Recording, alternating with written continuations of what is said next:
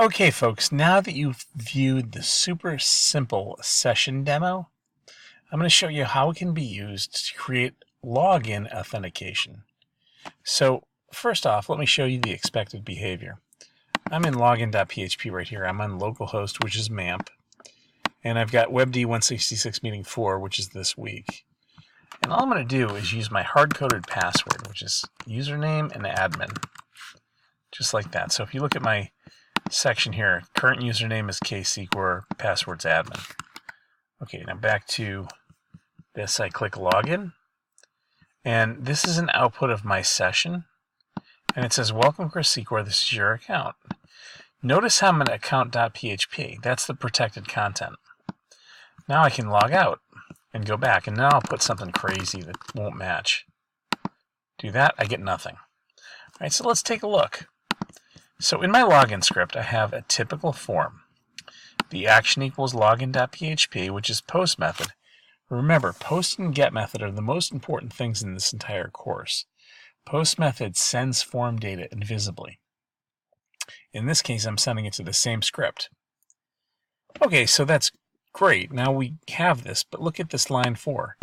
It says if scalar underscore post submit is equal to login.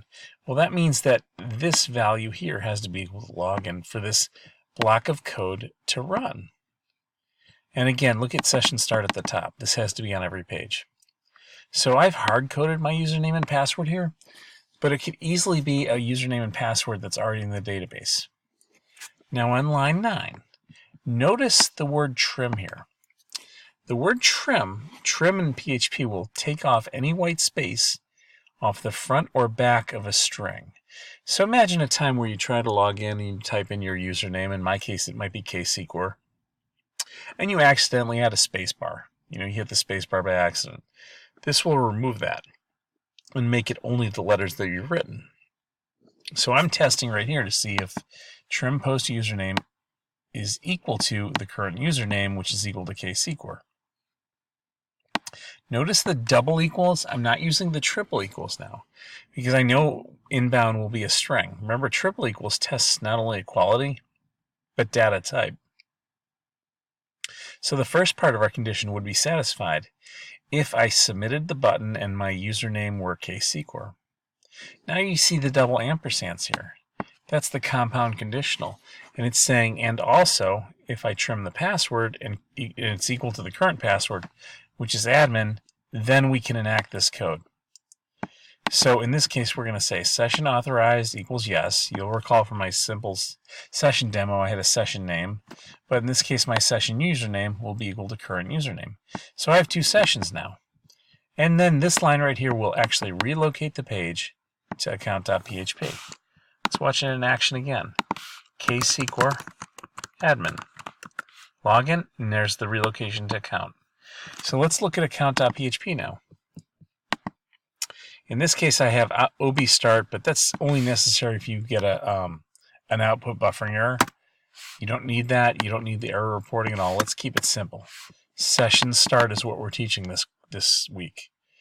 I've var dumped the session, which is why you see this. It's an array of 2 members. Authorized, yes. Username, ksqr. Remember, those were the sessions we set in the login.php that were based on the condition that the username equals the hard-coded username, which was ksqr, and the password admin matched the password admin that was hard-coded. This is what's actually on this page. It says, welcome ksqr, this is your account, ksqr. And that's because, welcome ksqr, this is with a session that was set on the previous page. And then it says, this is your account, and then again, echo session username. So what we've done here is in the account, output the values. Now, what is this condition right here? Well, if it says if session authorized is not equal to yes, and I'll repeat this, if session authorized is not equal to yes, we will relocate them to the header and then exit the script. So watch this. If I click log out and then I go to account.php, no longer will my session authorized be equal to yes. We can hit this and it goes automatically to login.php, which is expected. Actually, I can reduce this. I can actually reduce it to its lowest level. So basically, we'll keep exit though. Basically, this is sort of a filter. It's the bouncer at a nightclub. And only if session authorized is equal to yes would the code underneath work. So these are your goodies. This is your protected content. So how did Logout work? Well, Logout will also use session start, but it'll also use session destroy, which destroys the entire session ID. So I'm opening up output buffering at the top. I only need it if there's an error. But these are several ways of removing the session so that you can actually log out the user. I can session destroy, which takes the entire session and destroys it. I can clear out the session authorized, which was the session that I was using to test the account. I can unset authorized too, which would unset the variable, and then I can also log in or relocate them to login.php. So this right here is a low-level authentication, but I want to show you what actually happened here, because this is my session right here. You see how it's got, this is the name is sessid, I've got the value, I've got the domain, this will only work on localhost, the path, which is the root level, and it expires at the end of the session, which means when I close it. Now I want to show you something. I'm going to go to my actual server here, and we're going to go to the temp directory. And inside this temp directory, you're going to see a session. Notice it says big QLV.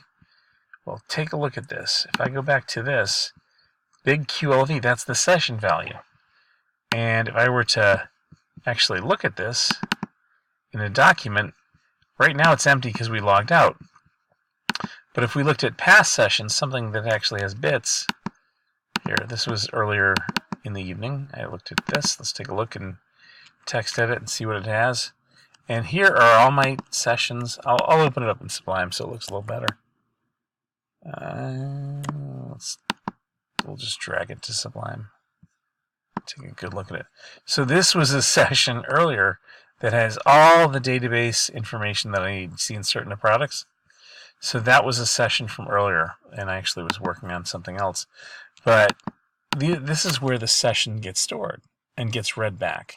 So let's log in again, and we'll take a look at KSQR admin. Log in. So this session is now active. Now you see this turn to 43 bytes. Now let's look at it and drag it to Sublime. And now you see authorized. Yes, username is KSQR. The S3 stands for a string of 3 digits long and a string of 6 digits long. So what happens is this is where the token gets stored and gets read back. And once we log out, which I will do again, we'll log out. Notice how this went to 0 bytes. It destroyed the session.